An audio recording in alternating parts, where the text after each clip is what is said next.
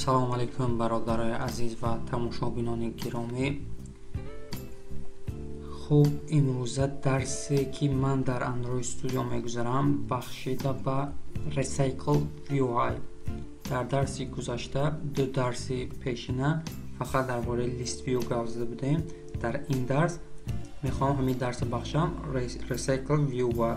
Recycle UI тип қариб монанди List UI не ки тағйиротҳои кулли фарқиятҳо дорад. ҳозир мебинем фарқиятҳош чия. аввал мекушем як барномаи нав сохта. хуб, барномаи нав ки сохтем дар қисми Main Activity мегузарем. Recycle View даъват мекунем. ба таври автоматик болои поиск канда Recycle View нависед мебурад. ин интернет загрузид кардан дар кора. баъде мондеташ ҳам хеле ок мегӯд. ока пахш кунад, худаш интернет скачаташ мекунад, мегирад. бояд интернет пайваст бошад компютератон. мана гузаред агар билгрейд лабинед ё мани қатора дар интернет копировать карда партояд худаш загрузид мешавад. мана хеле дисоде дар экрани мо Recycle View навишта шуд. тексташ мегузарем. ҳар душ бояд multitransparent, яъне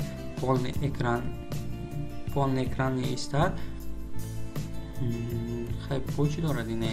хай мегзарем ба string. дар қисми string дар Recycle View чӣ мебиёд менависем. мана string array program language менависем. program language string номи программоя менависем ба забонаи барномасозия. яъне program language забонаи барномасозӣ мекушем кантар Python. хуб, мани забонҳо ма пешки тайёр кардагиам суратоша. инҷа менависем мисол C++, C#, Java, JavaScript, Kotlin, Python, Ruby, Swift, TypeScript, Visual Studio. Пробел намешад. хуб, ман ино як дигар description месозем барои шарҳ доданаш. description худаш перевод кунед шарҳ мешавад. мана items, this is random description. ман хай десета мекушоем, мефуроем. зарурам нестем бисёр кушодан. мегзарем қисми Java. дар қисми Java эълон мекунем string s1 s2 қавсои чоркунҷа мекушем автомат int image барои хотир суратҳои добавит кардан. хуб, мегирем суратҳои дар папка будаги дар drivable мепартоем амоша. дар папки drivable мегузаронем. ана суратҳои пеши ки омода кардагиам копировать карда, мана копировать drivable вставид мекунем. вставид окей, ок. мана ҳамаш омад хеле дисоде. дар инҷа эълоншо мекунем дохил қавсои системи винда. бо номаш подряд ҳамаша эълон мекунем. мана var drivable s++ c++ r то бо variable точка ам хеле ҳамаша добавит карда омадан мегирем. JavaScript, мана JavaScript Kotlin Python бу r drivable Kotlin, r drivable Python, r drivable Ruby бо ҳайки Swift TypeScript, r drivable Swift, r drivable TypeScript, яки дигаш r drivable Visual Studio. хуб, ман ҳамаша добавит карда шудем.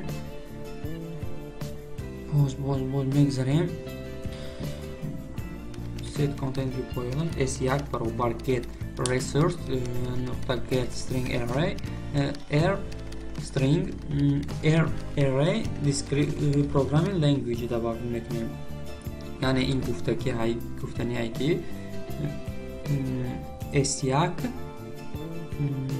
s1 номи вая мегирад, мани болониша мегирад string боло. ҳозир s2 ба description-иша мегирем. мо поёни вай менависем. вақте запустид кардан нақсар мефаҳмед. s2 инҷа ба мешавад s2 description шарҳаш, яъне шарҳи забон.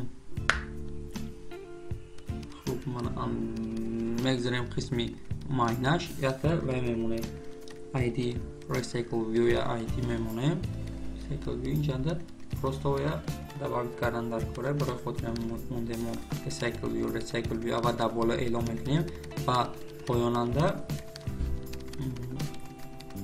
recycle view برابر find view by ID ایش خیلی добавитش میکنیم recycle view مانا بعد میگذاریم یک تا جاوا ساختنمون در کره کلاس جاوا کلاس میسازیم my adapter گفته my adapter ok پخش میکنیم معنی شد adapter ساختیم خوب extend گفتن در کره اینجا extend برای خود روایت کردن recycle view adapter string داخلی کبیچ نخونه کنده my adapter نقطه باز می شود که my view holder از سرخه خودش طورش میکنه create class گفته پاش ندیگه alt enter منه ایش سخت کلاس شا بوله باز my holder view extend می نویسیم پیشنده recycle view точка view holder کلاس create constructor کردن در کنم منه my adapter implementation method alt enter پاش کنیم implementation method میبرد این страница شده شد اوکا پاش میکنیم من خودش автоматически методات هم ошибкош گم میشوند просто implementation method alt enter پاش نده بوله my adapter میبرد خودش implementation method میبرد بعد از این جنده اعلان کردن در public my adapter خوب context menu کته از اینا اعلام میکنیم و میشه string s1 که وای طرف هم مونده بودیم اینجا دوابتش میکنیم string s2 قفصه چرکنجا image خطا شد int image تمام قفصه سمیویه میکشویم خوب بود که اینجا نه بالا اعلام کردن در کار string data قفصی چول کنجا data دو تا string گفتگیگه int image اوننده context گفته اعلام کردن در کار خب داخلی public my adapter انده context که اعلام просто context کدام نبود گفته data یک برابر s1 data دوش میشد s2 image برابر image کراچ کنه بالا میشه img کنه img پایانم img دو تا یخیله نمیشه img خوب که باشد پایان که اعلان کردن کنه همینا را اعلان کردیم میگذاریم قسمی main activity بار در اسم main activity my adapter برابر new my adapter در داخل قفسش می نویسیم this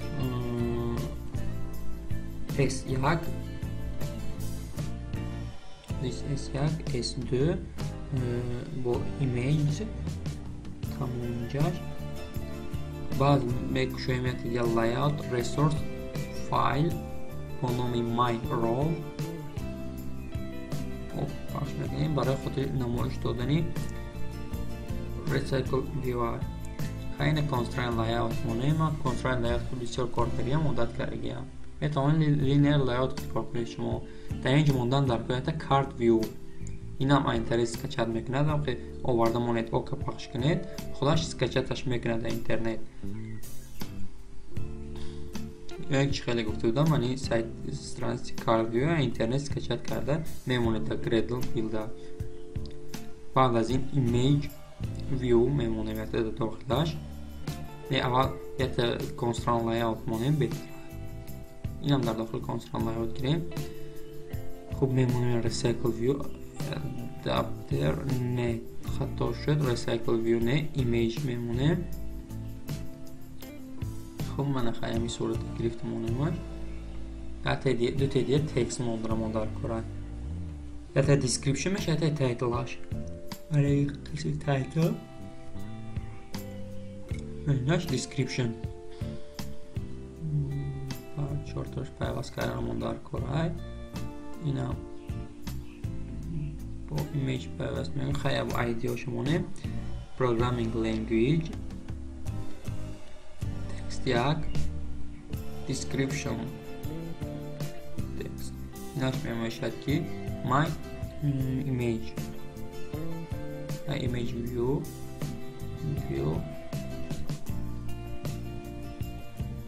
خب بدونه my text یک my text دو کنیم بسون فهم شود text دو نخ text view منویسیم title نیش منویسیم description.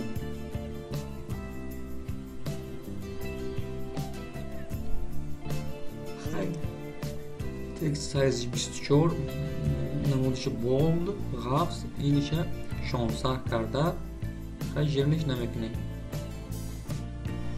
در ایمیج پیوست میکنیم بالا بیام پیوست کرده.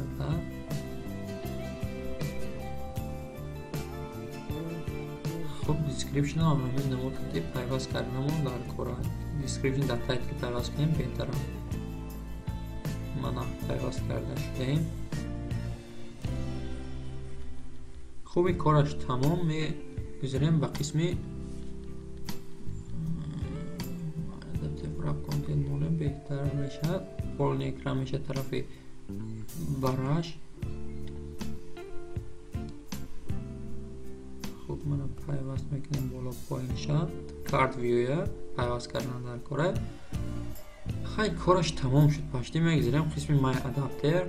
در قسم مای ادپتر درونی مای ویو خولدر منویسیم layout in file برابر layout in filter from context قطار نوانده in flutter точка in flutter air layout نقطه my row ساختگی خودمون virgul false یعنی که انگار نال بود انگار شده این false نه parent ترکیه parent بعد false این پیشش با view برابر منی جای نال با view می نویسیم. view قبول نکرد شده این نویسن در کاره که my view folder داخلی قسم بعد view پیشش به با نیو موندن در کاره من کار کرد. خب میگذاریم my folder انده نوشتنمون در کاره view یکی در بالا my row که اعلان کرده بودیم. ببینم چه میشه. خب public my row my view folder منویسیم و تکست اعلان کردنمون در کره و ایمیج اعلان کردنمون در کره. بعد در داخلی پابلیکش همون دعوت میکنیم ایدیوش قدی my text که item view قدی دعوت کردن در کره find view by id here خیلی من تبابید کنیم دوتا میگیریم ایمیج my image که اینا find view by id گفته اعلام میکنیم من. خوب ایدیوش قطع دعوت کرده شدیم همشه تبابید کردیم یعنی my row داخلی on build view خولدرنده یعنی my view folder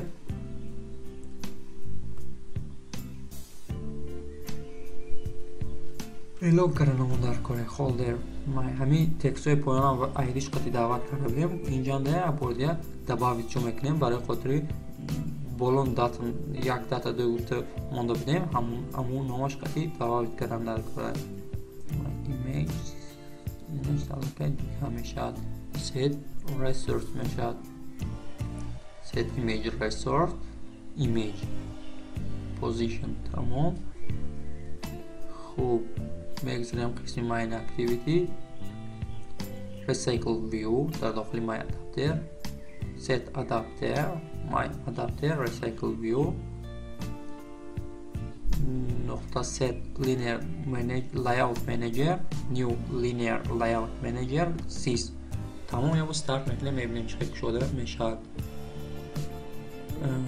شده نشد короче گوش خطاگی دارد این خطاگی اوز میبینیم میشه در کجا شد خطاگیش این خطاگی به فکرم قسمی مای ادپتر های حاضر من یه ماش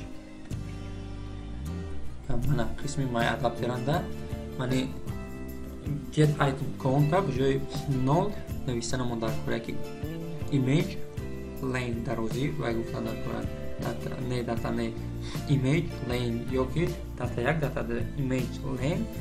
خب من استارت کردم میبینم که شده میشن یا که نه. خب من اکچه خیلی بیستاده شده شد 100% کار کار ساده من این بود ریسایکل ویوی که دیده ایستاده اید. خب برادرای عزیز خیر تا درس‌های آینده دستگیری کانال ما باشید. در کانال ما پادکست کنید دکمه زنگوله را پخش کنید به یاد دوستانتان روان کنید تا همه دانند که درس‌های برنامه سازی شده ایستاده است. خب این بود درس امروزی ما درباره ریسایکل ویو. خیر تا درس‌های آینده.